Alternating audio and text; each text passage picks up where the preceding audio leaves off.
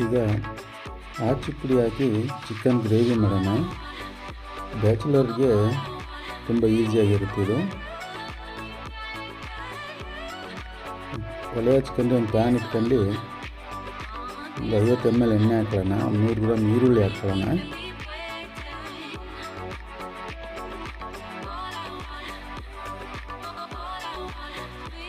ಇದನ್ನೊಂದು 2 ನಿಮಿಷ ಹುರ್ಕೊಳ್ಳೋಣ. ಒಂದು 100 ಗ್ರಾಮ್ ಟೊಮೊಟೊ ಹಾಕೊಳ್ಳೋಣ.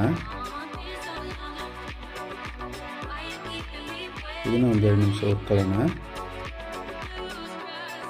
ಒಂದು ಅರ್ಧ ಸ್ಪೂನ್ ಉಪ್ಪು ಹಾಕೊಳ್ಳೋಣ. ಮಿಕ್ಸ್ ಮಾಡೋಣ.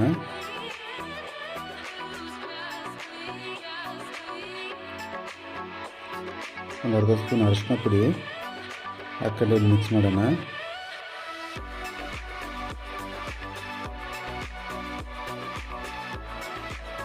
ಒಂದು ಸ್ಪೂನ್ ಶುಂಠಿ ಬೆಳ್ಳುಳ್ಳಿ ಪೇಸ್ಟು ಹಾಕೊಂಡು ಮತ್ತೆ ಒಂದು ಮಿಕ್ಸ್ ಮಾಡೋಣ. ತುಂಬ ಈಸಿ ಇದು ಮಾಡೋದು. ಯಾವ ಮಸಾಲೆನೂ ರುಬ್ಬೋದು ಬೇಕಾಗಿಲ್ಲ.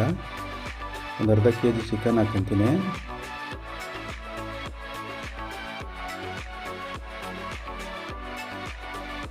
ಏನೋ ಮಿಕ್ಸ್ ಕೊಡೋಣ.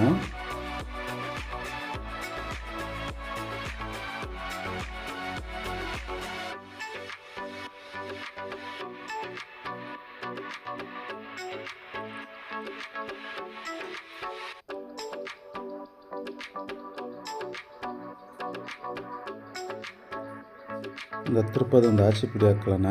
ಇದು 5 ರೂಪಾಯಿದು 2 ಹಾಕ್ಕೊಂಡು ನಾನು ಮತ್ತೆ ಒಂದು ಮಿಕ್ಸ್ ಮಾಡೋಣ.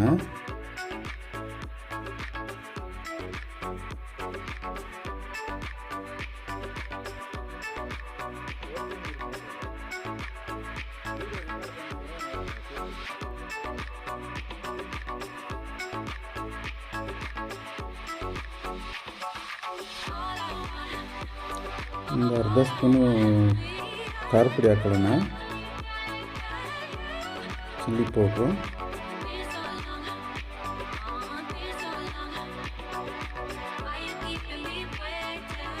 ಯಾವ ಗರಿ ಮಸಾಲೆನ ಹಾಕೋದು ಬೇಡ. ಅದಕ್ಕೆ ಆಚೆ ಪುಡಿಯಲ್ಲೇ ಇರುತ್ತೆಲ್ಲ.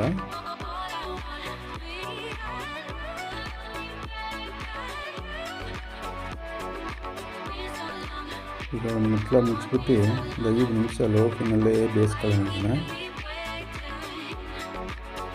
5 ನಿಮಿಷ ಆಯಿತು. ರೆಡಿ ಆಯಿತು ಚಿಕನ್ ಗ್ರೇವಿ. ವೆರಿ ಸಿಂಪಲಾಗಿ ಮಾಡಿಬಿಡ್ಬೋದು. ಈ ವಿಡಿಯೋ ಇಷ್ಟ ಆದರೆ ಸಬ್ಸ್ಕ್ರೈಬ್ ಮಾಡಿರಿ, ಲೈಕ್ ಮಾಡಿರಿ, ಶೇರ್ ಮಾಡಿರಿ. ಈ ವಿಡಿಯೋ ನೋಡಿದ್ದಕ್ಕೆ ತುಂಬ ಧನ್ಯವಾದಗಳು.